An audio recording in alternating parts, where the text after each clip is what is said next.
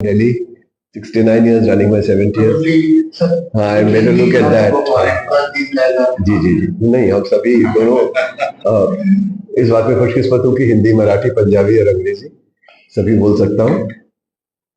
पंजाबी में खासियत है क्योंकि पत्नी पंजाबी है, तो प्यार और लड़ाई इन दो चीजों की चीजें मैं पंजाबी में ज्यादा अच्छी तरह बोल सकता हूँ। फॉर्मल में बात करनी है वो हिंदी, अंग्रेजी, मराठी में की जा सकती है, तो इसलिए बात की जा सकती है इस बारे में। हाँ, पंजाबी तो पत्नी आने से पहले आती थी। As a matter of fact Punjabi पत्नी मिली इसलिए कि पंजाबी आती थी, नहीं तो क्वालिफाइड पार्टीशन से पहले। फिर मदर आ गई थी दिल्ली और फादर चले गए थे सहारनपुर। के बाद जो है मतलब we belongs to UP, yeah, Saharanpur, Meerut. My father was registered, so Meerut University, then Lucknow, and now with him in Delhi. Many years. Punjabi settled in Delhi. Maharashtrian settled in Delhi with his daughter born in Rajasthan. When we were in Rajasthan, with a son-in-law. जी हाँ, पूरा परिवार। As a matter of fact एक ऐसा दो नाटक ऐसे थे जिसके अंदर मैं, सरिता, दोनों बेटियां और पेरेंट्स सब ने रोल किए थे। दो बेटियां हैं जी, दो बेटे, एक आर्किटेक्ट है, एक लॉयर है।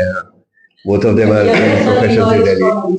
यंगर सन इन लॉ वही है कि बड़ी बेटी जो है उसका हस्बैंड, मतलब हमारा बड़ा son in law is half Rajasthani half UP, and छोटा son in law is Odia but with roots in Andhra Pradesh. तो आप देख लें हमारे पंजाब, सिंध, गुजरात, मराठा में शायद द्राविड़ उत्कल, वंग उत्कल भी आ गया, वंग रह गया, और हो सकता है नेक्स्ट जनरेशन उसको कंप्लीट कर ले। इसलिए एब्सोल्युटली एब्सोल्युटली जी। तो बहुत कुछ किया, शुरुआत थिएटर से की थी। 5 साल की उम्र में पहला प्ले किया था। 5 साल से अब तक 50 से ऊपर प्ले कर चुका हूँ, 10-12 डायरेक्ट भी किए हैं। 6ठे साल में पहला कमर्शियल रिकॉर्ड किया था वॉइस ओवर के रूप में।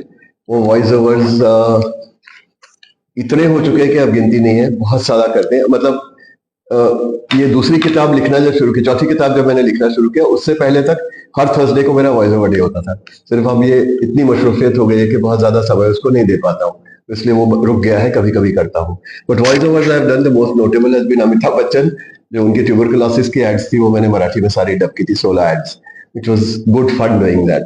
तो वो हुआ। उसके बाद मैंने रेडियो पर चिल्ड्रंस प्रोग्राम किया पहले 6 साल की उम्र में। तब से लेके ऑलमोस्ट 14 साल की उम्र तक मैं हर इतवार को 5 रुपए कमाता था, क्योंकि उनसे 5 रुपए का चेक मिला करता था चिल्ड्रंस प्रोग्राम में पार्टिसिपेट करने के लिए। तो मजे की बात ये थी कि मैं अकेला बच्चा था क्लास में जिसका बैंक अकाउंट हुआ करता था। तो मैं बड़ी तड़ी से वो पापा को बोलता था, आप नहीं जमा कराओगे, मैं जाऊंगा चेक कराने। तो मैं उस उम्र में जाके बैंक में चेक, जब बाबा बाहर खड़े रहते थे और मैं जाके चेक जमा करा के आता था, और अगले दिन तीसरे दिन जाके फिर वो चेक से 5 रुपए निकाल के लाता था। It was a great feeling, it was a great feeling at that point of time. और टीवी करने लगा तो मैंने सही परांजपे के साथ काफी प्लेस किए, मतलब उनके साथ मैंने टीवी पर भी प्लेस किए, और उनका जो कमर्शियल थिएटर ग्रुप था उसका भी मैं हिस्सा रहा। तो उनके साथ कमर्शियल प्लेस करे। उस टाइम तो खैर बहुत पैसे मिलते थे, मतलब at the age of 11 I was paid 200 rupees for one theater performance। तो तब 200 रुपए इतने लगते थे कि मैं माँ के लिए साड़ी लेके जाता था उन दिनों, कि आज नाटक हुआ है तो नाटक की पेमेंट आई है तो करते हैं। That I have done. फिर पोइट्री लिखी बहुत सारी मराठी में, और बहुत सालों तक दिल्ली में एक मराठी पोइट्री सर्कल चलाया, ऑलमोस्ट 20-22 साल तक हम लोग पब्लिश होते रहे। और उसमें हमने खासियत ये रखी थी कि जो लोग दिल्ली में रहते हैं लेकिन मराठी में कविता लिखते हैं, उन लोगों का सर्कल था। तो we didn't invite anybody from Maharashtra. हम सब लोग ऐसे लोग थे जो मराठी में लिखते थे लेकिन मराठी पढ़ी लिखी नहीं थी, मतलब फॉर्मली नहीं पढ़ी हुई थी, तो उसका एक अलग लुत्फ आता था करने का। वो किया। इसके बाद मैंने पहली किताब अपनी लिखी, हाँ बीच में किया, बीच में एक और किया, बीच में मैंने क्रिकेट कमेंट्री करी। तो मैंने इंडिया का New Zealand tour, Australia tour, West Indies tour, Sri Lanka tour, then coming back to India, England का इंग्लैंड इंडिया टूर, टोटल मैंने के 210-12 मैचेस की कमेंट्री करी, including all one days and this thing. और उसका सबसे बड़ा एडवेंचर ये था कि मुझे क्रिकेट में कोई दिलचस्पी नहीं है, तो मैं बहुत अच्छा हिंदुस्तानी नहीं हूँ। There is something which I am not interested in at all. मैं क्रिकेट मैचेस बिल्कुल नहीं देखता। मैं टेनिस देखता था, एथलेटिक, मतलब दिल्ली स्टेट एथलेटिक्स टीम में रहा था, टेनिस मैचेस देखता था बहुत ज्यादा, क्रिकेट देखता नहीं था, मुझे मूल भी नहीं मालूम थे। तो मेरे मित्र है रमन बनोट, जो टीवी पर्सनालिटी है, काफी क्रिकेट और कई स्पोर्ट्स में कमेंट्री करते हैं। उनका एक स्टूडियो था जिसको लैंग्वेजेस में क्रिकेट कमेंट्री करने का डिस्ने हॉटस्टार से कॉन्ट्रैक्ट मिला था, जो एयरटेल और वोडाफोन पे आया करती थी। तो उनको बाकी भाषा के तो मिल गए, लेकिन मराठी के लिए उनको महाराष्ट्र से बुलाने पड़ते थे। It was working out very expensive for him, affordable नहीं था। और साथ में एक बार ऐसा हुआ कि उसमें से एक जना नहीं आया 2 जनों में से। तो जो ओरिजिनल था उसने कहा मुझे वॉशरूम ब्रेक तो चाहिए यार, मैं सुबह मतलब 10 बजे बैठ के 6 बजे तक बगैर खाए पिए तो रह सकता हूँ, without going to the washroom I can't stay. Live commentary आप रोक नहीं सकते। तो रमन ने मुझे फोन किया कि तुम यार वॉइस ओवर वगैरह करते हो तो क्रिकेट कमेंट्री कर लोगे? मैंने कहा भाई कर तो लूंगा, लेकिन मुझे क्रिकेट नहीं आती है। इस तरह अच्छा कोई बात नहीं, हर 2 ओवर्स के बीच में हम आपको स्कोर कार्ड दे दिया करेंगे, आपसे स्कोर कार्ड पढ़ दो। तो आप स्कोर कार्ड पढ़ दोगे तो दैट इज इनफ, अगले को कम से कम 5 मिनट का ब्रेक तो मिल जाएगा। Then they started giving me titbits about ground. Galle में हो रहा है तो गाले में स्टेडियम कितना बड़ा है, कितने लोग हैं वहां पे, कितने मैचेस खेले गए, मैंने वो बोलना शुरू किया। तो थोड़े दिन बाद रियलाइज किया कि यार मतलब साइड हीरो वाला रोल अपने को सूट नहीं करता, अपने को तो मतलब बीच में चाहिए यार, ऐसे कैसे? तो बेइज्जती वाली बात हो गई। तो then I started learning cricket. तो मैंने किताबें पढ़ी क्रिकेट पे, मैंने यूट्यूब के वीडियोस देखे बहुत सारे, इंटरनेट को स्काउट किया, इतना बड़ा एक चार्ट बनाया फील्ड प्लेसमेंट्स का, एक चार्ट बनाया जिसमें लिखा शॉर्ट बॉल क्या होती है, वाइड बॉल क्या होती है, सब कुछ रूल्स लिखे उसके ऊपर। And then I started doing cricket commentary. तो करते करते मैंने 200 अप्रोक्सीमेटली 200 कुछ प्लस मैचेस की क्रिकेट कमेंट्री भी की। उसके बाद फॉर हेल्थ रीजंस छोड़ दी, क्योंकि मेरी 3 हार्ट सर्जरीज हो चुकी है, सारी चक्के भी हो चुकी है। बट तो वो रात को जागना वागना इट वॉज वेरी डिफिकल्ट, क्योंकि वेस्ट इंडीज में जाओ या ऑस्ट्रेलिया में जाओ आपके आवर्स बड़े ऑड हो जाते हैं मैच के लिए। कोई मैच 2 बजे शुरू होकर सुबह 7 बजे खत्म होता है। Also I get that up, it didn't work out, मतलब बड़ा अच्छा लग रहा था करते समय को। Then the main identity which I have now is that of an author. ये मैंने पहली किताब लिखी after I turn 60. So though I am 69 running my 70th year, my first book was published in 2021. That is the first one. और वो भी ऐसे एक डेयर पे लिखी गई। मेरे एक मित्र हैं विक्रांत पांडे, वो 30-35 साल से हम लोग दोस्त हैं, और साल में 2 छुट्टियां हम लोग इकट्ठी बिताते हैं, एटलीस्ट बाहर जाते हैं कहीं। वो बड़ौदा रहता है, हम दिल्ली रहते हैं, but we meet somewhere and we go. तो ऐसी एक ट्रिप में हम लोग जयपुर में बैठे थे। तो ये और विक्रांत की पत्नी सुबह शॉपिंग में गई थी, तो अपनी टेंशन को दबाने के लिए कि अब क्या होगा आगे, हमने कोई ऐसी बातचीत चालू कर दी। शॉपिंग के बाद तो कितना बिल बनेगा, कितना कार्ड कटेगा, वो सब सोचते सोचते हमने बातचीत शुरू की। तो विक्रांत इज ए ट्रांसलेटर, उसने बहुत सारे मराठी एपिक्स अंग्रेजी में ट्रांसलेट किए हैं।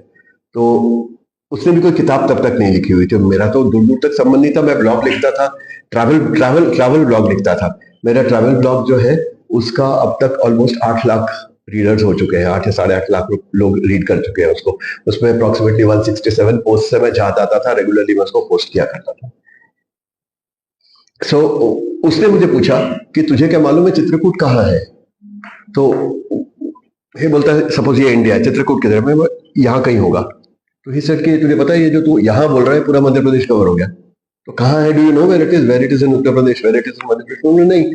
कहता इसका कॉन्टेक्स्ट पता है तुझे कि क्या संदर्भ है, चित्रकूट क्यों इंपॉर्टेंट है? उसने कुछ सोच रखा था इस बारे में। तो मैंने कहा रामायण से कुछ तो संबंध है, क्या है मुझे पता नहीं। तो इसे देख यही सवाल मैंने कम से कम 90-100 लोगों से पूछा, किसी को नहीं मालूम। तो जाके देख के आते हैं क्या वहां पे। तो ऑन अ डेयर केवल ट्रैवल करना है, इसलिए हम लोग चित्रकूट पहुंचे। और जो नॉर्मली लोग 2 दिन में चित्रकूट घूम के आते हैं, हम लोग 9 दिन तक वहां रहे और रामायण से संबंधित बहुत सारी जगहों को हमने एक्सप्लोर किया। जब वहां गए तो पता चला कि 14 साल के राम जी के वनवास में वो 11 साल 11 महीने 11 दिन चित्रकूट ही रहे थे। और फिर बाकी 2 साल और कुछ दिनों में बाकी का पूरा रामायण की जो घटनाएं हैं वो घटित हुई थी, मतलब रावण के वध तक की और अयोध्या वापस आने तक की। तो 11 साल 11 महीने 11 दिन में कितने इवेंट्स हुए होंगे वहां पे। तो जब हमने देखा कि किसी को भी कुछ भी पता नहीं इस बारे में, हमने सोचा कि इसका एक आर्टिकल लिख लेते हैं और आर्टिकल लिख के आउटलुक ट्रैवलर वगैरह किसी को भेज देंगे। तो अगर ये पब्लिश हो जाता है तो लोगों को चित्रकूट के बारे में पता चलेगा, भी घूमे हैं तो कुछ कर लेते हैं इस तरह का। तो हमने वो लिखना शुरू किया। लिखने लगे तो बढ़ते बढ़ते बढ़ते बढ़ते वो ऑलमोस्ट 10-11 हजार वर्ड हो गया। तो व्हाट वी थॉट वाज कि 11,000 वर्ड का कोई आर्टिकल तो छापेगा नहीं, और अगर एक लोकेशन पे आपको 11,000 शब्द मिले हैं तो आप अगर इसके मल्टीपल लोकेशंस करेंगे तो पूरी किताब बन जाएगी। देयर वी डिसाइडेड कि हम इसकी एक किताब बनाएंगे।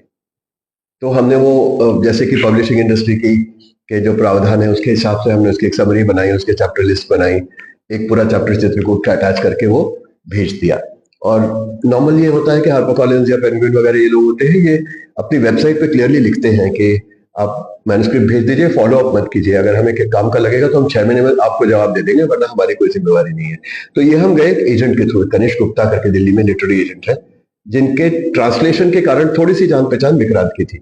तो विक्रांत ने उसको भेजा and he is tougher to get than a publisher. मतलब वो इतना प्राइसी है कि वो पब्लिशर एक बार को मान जाएगा आपकी बात को, वो नहीं मानेगा। दिस इज वेरी क्लीन कि जो भी मैं किताब लिखूं उसको मिनिमम इतनी वो मिलनी चाहिए ना, deal only with top 3 publishers है।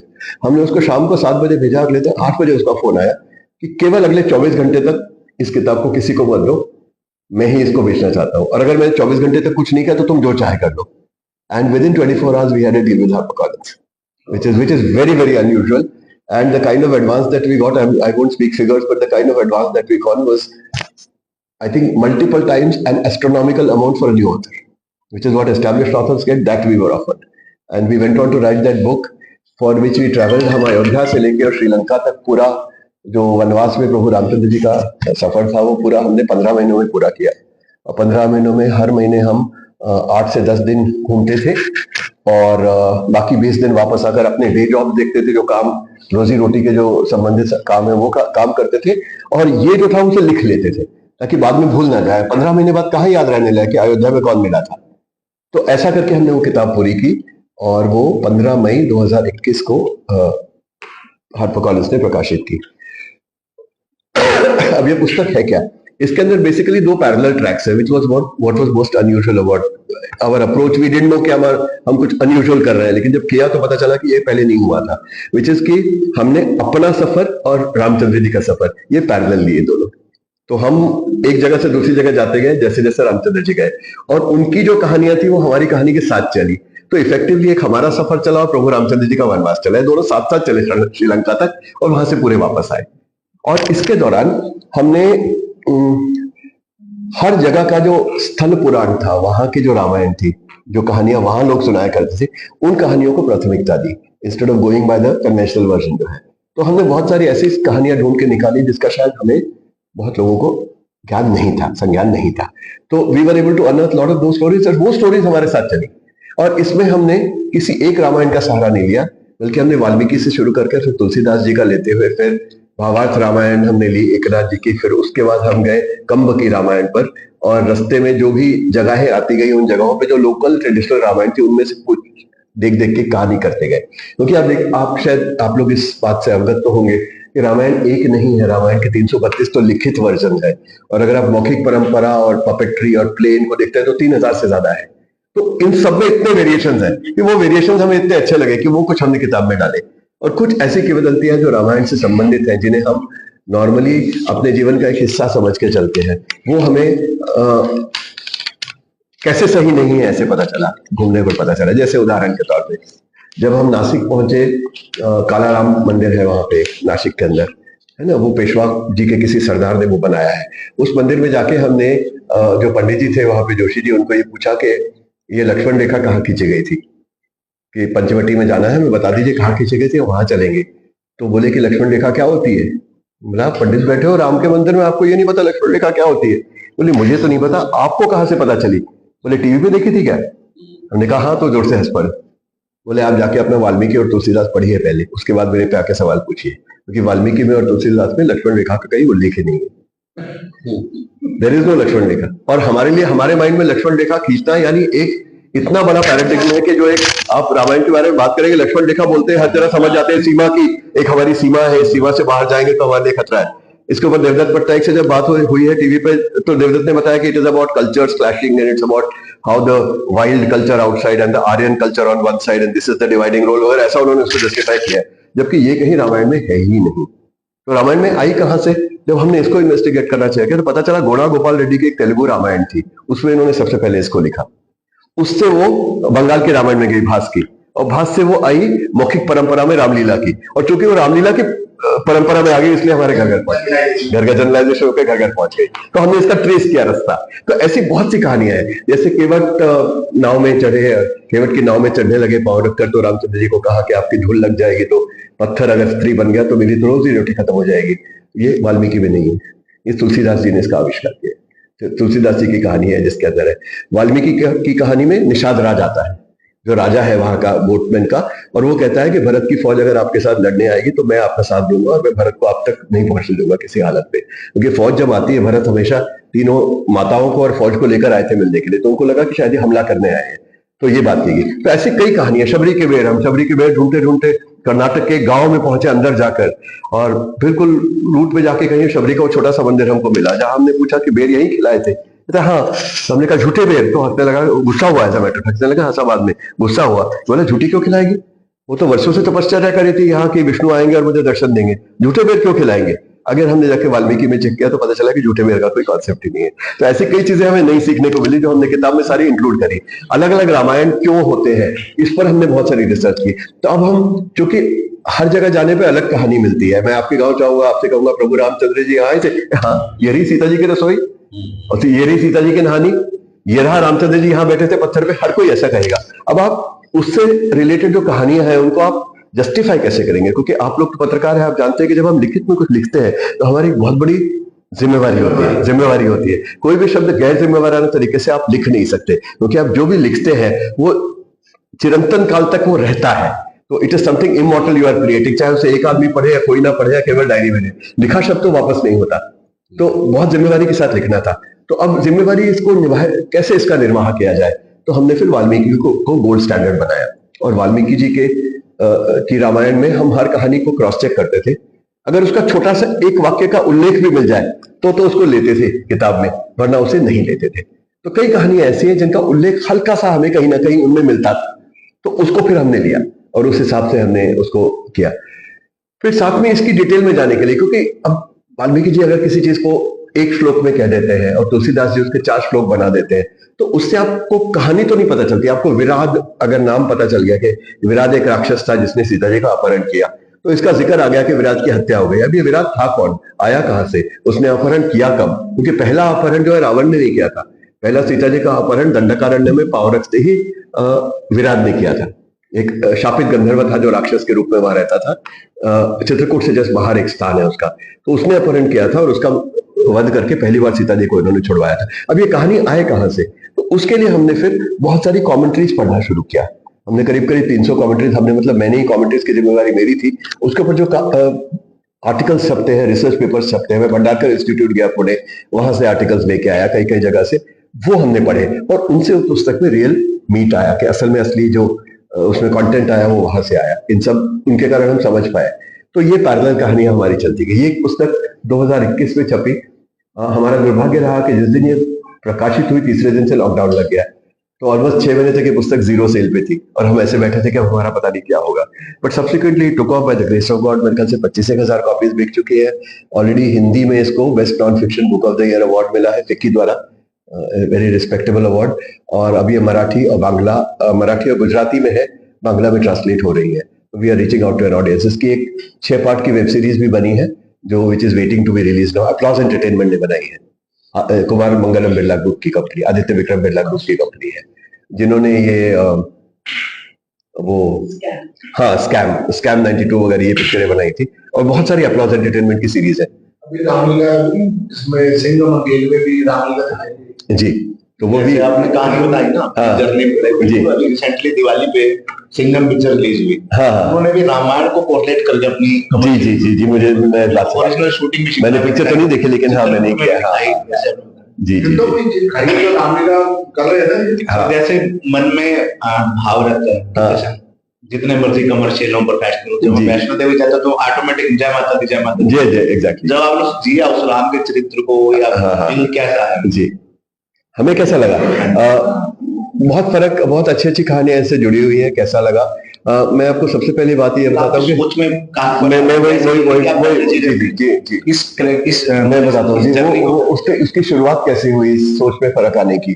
कि हमने पहला जो ट्रिप किया वो अयोध्या से हमने शुरुआत करी।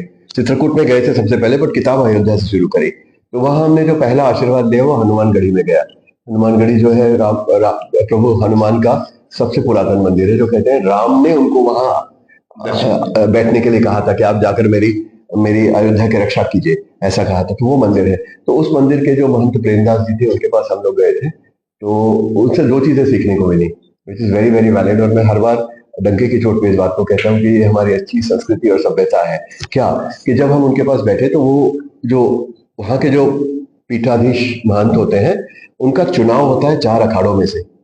उन चारों अखाड़ों में पहले शास्त्रार्थ होते हैं, वो अपना एक एक कैंडिडेट भेजते हैं, वो चारों शास्त्रार्थ करते हैं और फिर उसमें जो विजयी होता है उसको वहां घोषित किया जाता है। इतना रिगरस प्रोसेस होता है उसका। तो आप सोचिए ऑर्थोडॉक्सी जिसे कहते हैं उसके वो गढ़ है बिल्कुल। तो उनके साथ हम बैठे रहेंगे, उनके चरणों पे उनसे बात करते रहे। दो चीजें सीखने को मिली। एक तो जब हम उठ के खड़े हुए तो उन्होंने कहा खिड़की से बाहर देखिए। तो हमने खिड़की से बाहर देखा तो पीछे की तरफ एक मस्जिद है और उन्होंने बताया कि इसकी छत गिर गई थी, अभी हुंडी के पैसों से हमने इसकी मरम्मत कराई है। क्योंकि वो हनुमानगढ़ी का जो मंदिर है वो पूरा का पूरा एक नवाब ने बनवाया था, क्योंकि नवाब की बेटी की को कोढ़ हो गया था और वो कोढ़ ठीक नहीं हो रहा था हर तरह के दवाई से। तो वो अपने दीवान के कहने पर वहां लेकर आए थे और उसकी बभूति मल देने के बाद प्रभु के सामने की बेटा ठीक हो गया था। तो उन्होंने महंत जी को पूछा था कि बताइए आपको क्या दिया जाए। तो उनके महंत जी ने उस समय के जो थे उन्होंने उत्तर दिया था कि मैं जिसका भक्त हूँ उससे मैं मांगू तो मुझे तीनों लोग मिल सकते हैं, आप मुझे क्या देंगे। तो महंत जी ने कहा नहीं नहीं फिर भी कुछ है। तो उन्होंने वो नवाब साहब ने कहा, उन्होंने वो गढ़ी बना के दी, लेकिन ये साथ में कंडीशन रखी कि पीछे के मस्जिद की देखभाल भी आज आप करेंगे। और कई सौ साल हो गए आज तक वो मस्जिद की देखभाल हनुमान जी पर चढ़ाए हुए हुंडी के पैसों से होती है। ये बात आजकल लोगों को नहीं बचती कि हमारी ये संस्कृति है, लेकिन मैं ये मानकर चलता हूँ और हर फोरम पे कई जगह मैंने अपनी ऑडियंस को नाराज भी किया है जो ये चाहती थी कि मैं इस तरह की बातें बोलूं जो थोड़ी सी भड़काऊ हो। अपना अपना विचार है, हर तरह को देखने का तरीका है, लेकिन मेरा तरीका यह है कि हमारी संस्कृति ये है कि हम सब एक है और हम सबको एक दूसरे के साथ सहिष्णुता से रहना चाहिए। लेकिन मूल जो आपने फर्क की बात डाली, जब मैं उठने लगा तो उन्होंने मुझसे कहा कि देखिए आप आए हैं मेरे पास, तो मुझे नहीं पता कि आपकी किताब लिखी जाएगी क्या, ये भी नहीं पता वो प्रकाशित होगी क्या, ये भी नहीं पता कि क्या कोई उसे पढ़ेगा, लेकिन जब आप इस सफर को कर लौटेंगे तो जो आज आप है वो नहीं होंगे, आप बदले हुए होंगे।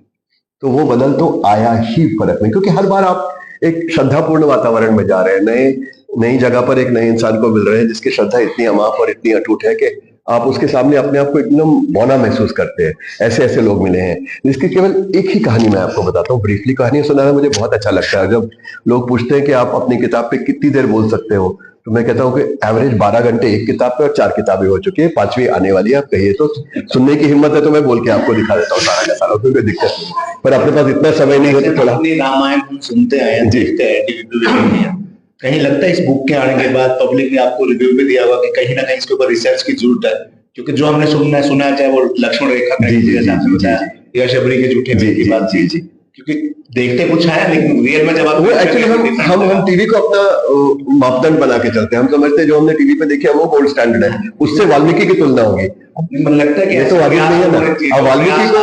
वाल्मीकि को और तुलसी को आप टीवी के सीरियल के हिसाब से तो नहीं तोल सकते ना, टीवी सीरियल को उनके हिसाब से तोलना पड़ेगा। और वो अपने माध्यम से बंधे हुए हैं। अगर 332 रामायण है तो वो अलग अलग तरीके से ऐसे लिखी गई कि हर कोई अपने माध्यम से, अपनी संस्कृति से, अपने समय से बंधा हुआ था और उस समय के लिए जो भी प्रॉपर था, जो भी अप्रोप्रिएट था वो उन्होंने लिखा। तो वैसे टीवी का भी हुआ, उसमें हमको मना नहीं कर सकते। जी मुझे लगा उसका भी सवाल आपने एक जर्नी दी है। जी you are around 69, right? 69 sir, running my 70th. So yeah, probably I should say around 30 people start thinking about it.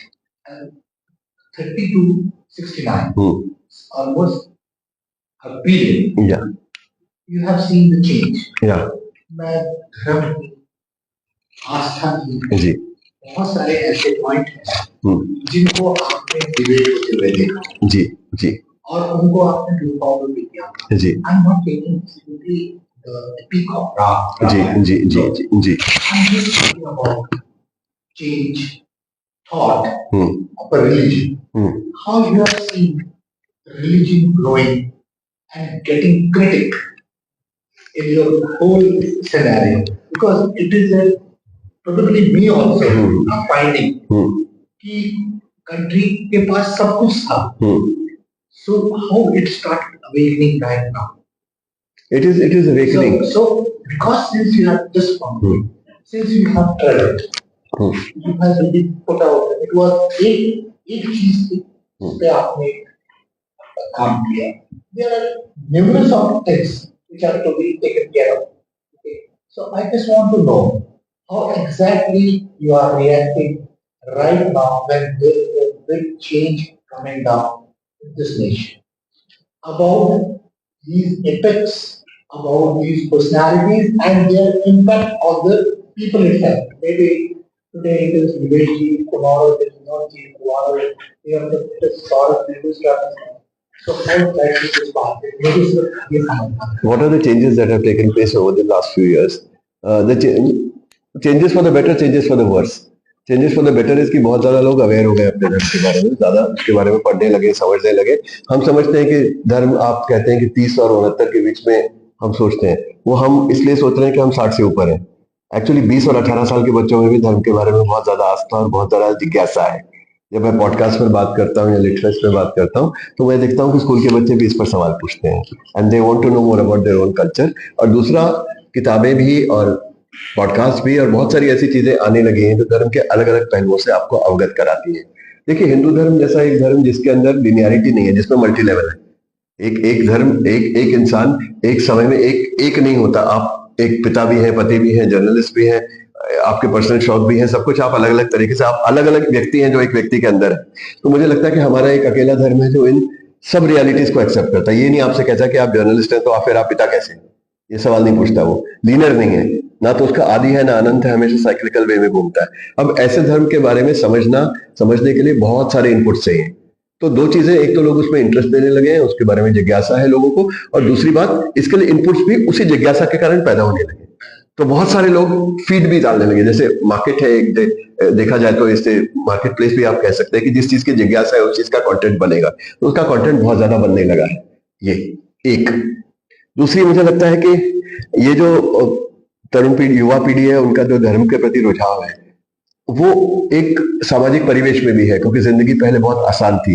कुछ नियम थे जो माता पिता ने बना दिए, जब तक आप उनका पालन करते हैं तो आपको ज्यादा सोचने की जरूरत नहीं है.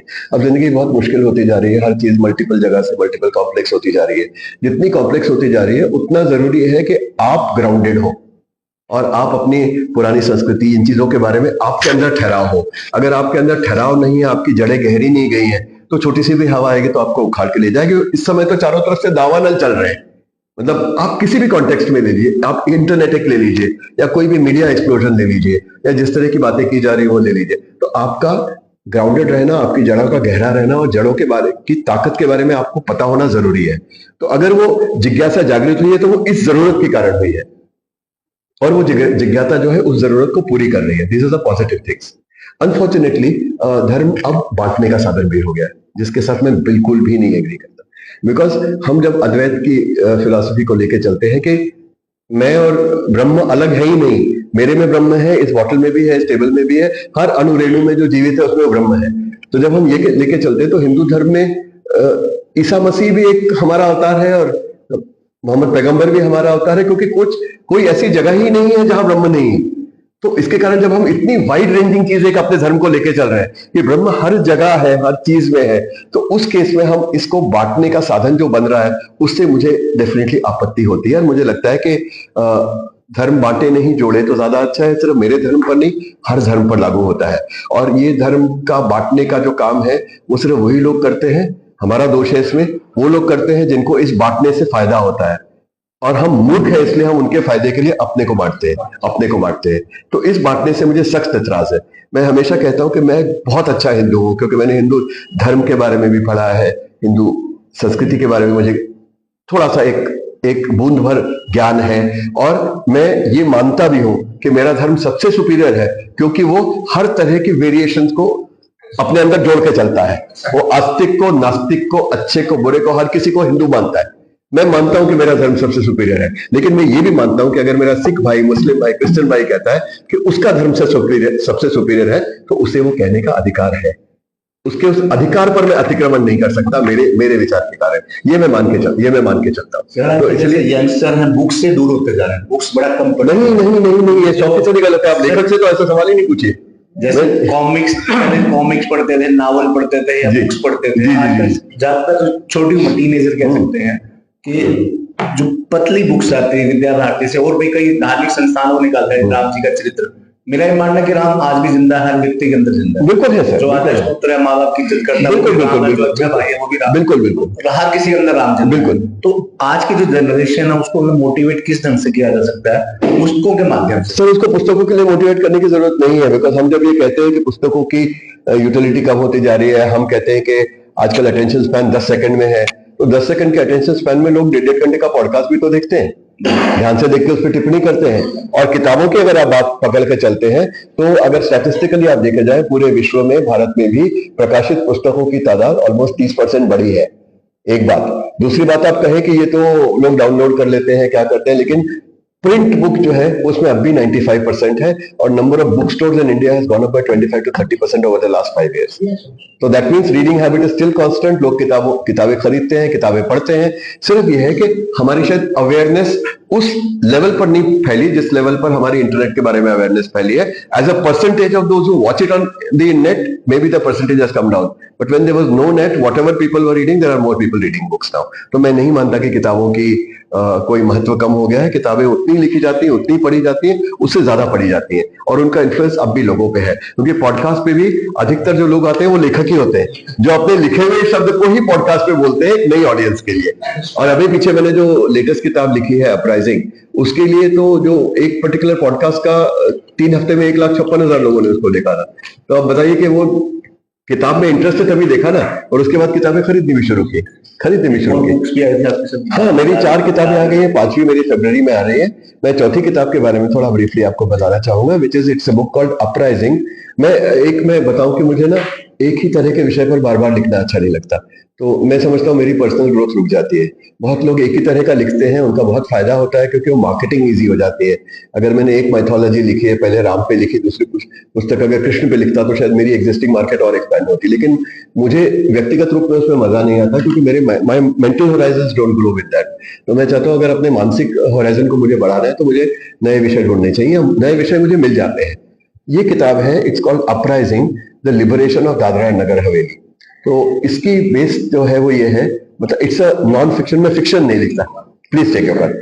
आई वुड लव टू। इसका विषय क्या है सर? मैं बताता हूँ। इसका विषय यह है सर कि हमारे देश में अंग्रेज गए थे 15 अगस्त 1947 को। जी,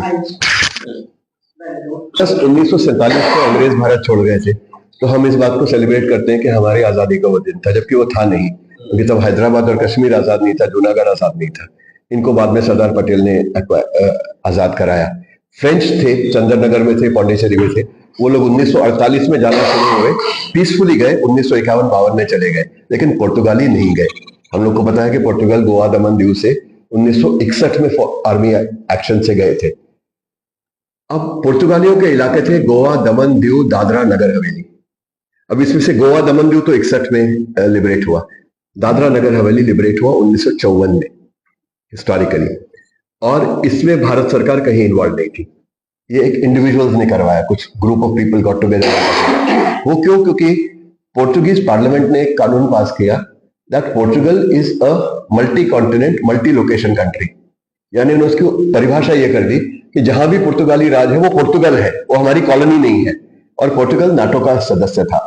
इसलिए ये था कि अगर हम पोर्टुगल पे हमला करें तो नाटो के बाकी देश रिटेलिएट करेंगे, जो पंडित नेहरू उस समय सही सोचते थे। हालांकि बड़ा फैशनेबल है कहना कि नहीं, उनको कुछ पता नहीं था, वो तो अपनी इमेज के लिए कर रहे थे वगैरह वगैरह, लेकिन वो सही सोचते थे कि हम इस समय नाटो से युद्ध की परिस्थिति क्रिएट करने में सक्षम नहीं है। तो उन्होंने कोई एक्टिविटी नहीं ली। लेकिन इस बात का कुछ लोगों को बुरा लगा, और कुछ पूना में 10-12 लड़के थे 18 से 23 साल के बीच में, जो राष्ट्रीय स्वयंसेवक संघ से संबंधित थे।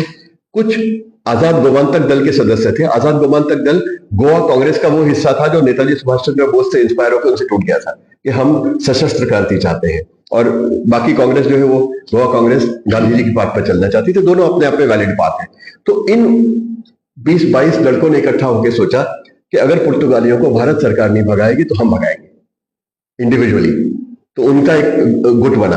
अब भगाना है तो एक सशस्त्र क्रांति करनी है तो पहले तो शस्त्र चाहिए, और शस्त्र चाहिए तो पैसे चाहिए। अब पैसे कहाँ से आए? तो उसके लिए उन पूना के लड़कों में एक थे, आप शायद यहाँ नाम से अवगत नहीं होंगे, but there is one person called Baba Saheb Purandare. Baba Saheb Purandare एक बहुत बड़े हिस्टोरियन है, शिवाजी महाराज के ऊपर उन्होंने बहुत लिखा, और उनको पद्म विभूषण भी उपाधि मिली थी। उनमें थे, और उनमें थे एक संगीतकार by name of Sudhir Phadke. Sudhir Phadke Marathi की फिल्मों के काफी बड़े संगीतकार रहे। उनका करियर तब शुरू ही हुआ था।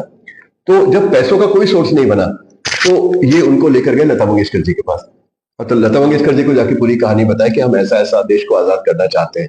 तो बाबा साहब ने मुझे बताया कि वो बोले हम बात करते रहे, बताते गए, लता जी बिल्कुल ऐसे न्यूट्रल फेस लगा के बैठी रही वहां पे। तो हमको लगा यहाँ से भी कुछ मिलने वाला नहीं है। जैसे जब हम उनको नमस्कार करके उठने लगे तो उनके आंख से एक आंसू नीचे गिरा। वो इसलिए कि उनका जो मंगेशी स्थान है उस पर पुर्तगालियों का आधिपत्य था और वो लोगों को आने जाने से रोकते थे, तो उनको वो इमोशनल कॉर्ड हिट कर गई और उन्होंने ये कहा कि आपकी मदद कर कर मैं अपने मंगेश की सेवा कर रही हूँ, तो मैं आपके लिए जो चाहे करने को तैयार हूँ। उन्होंने कहा पैसे दीजिए। बोली पैसे तो मैं नहीं दूंगी क्योंकि इलीगल एक्टिविटी है, क्योंकि नेहरू जी ने पार्लियामेंट में डिक्लेयर किया था that liberation of territories occupied by the Portuguese is the responsibility of the people staying in that area and India will have nothing to do with it. ये NATO को खुश करने के लिए उन्होंने स्टेटमेंट दिया था इसमें। तो अब ये इलीगल एक्टिविटी है तो पैसे कैसे पहुंचाया जाए, तो उन्होंने फिर मोहम्मद रफी जी के पास उनको भेजा। मोहम्मद रफी, लता मंगेशकर और सी रामचंद्र एक संगीतकार हुआ करते थे। इन लोगों ने मिलकर पुणे में कॉन्सर्ट किया और उस कॉन्सर्ट के जो टिकट सेल्स थे वो इनको दिए कि आप जाके वेपन्स खरीद लीजिए। तो ये वेपन्स इन्होंने खरीदे हैदराबाद से। हैदराबाद में उस समय बहुत बड़ा ब्लैक मार्केट था आर्म्स एंड एम्यूनिशंस का। क्यों था? क्योंकि जब 1948 में भारत ने पुलिस एक्शन करके हैदराबाद को आजाद कराया तो वहां पे एक सैयद कासिम रिजवी हुआ करते थे जिन्होंने रजाकारों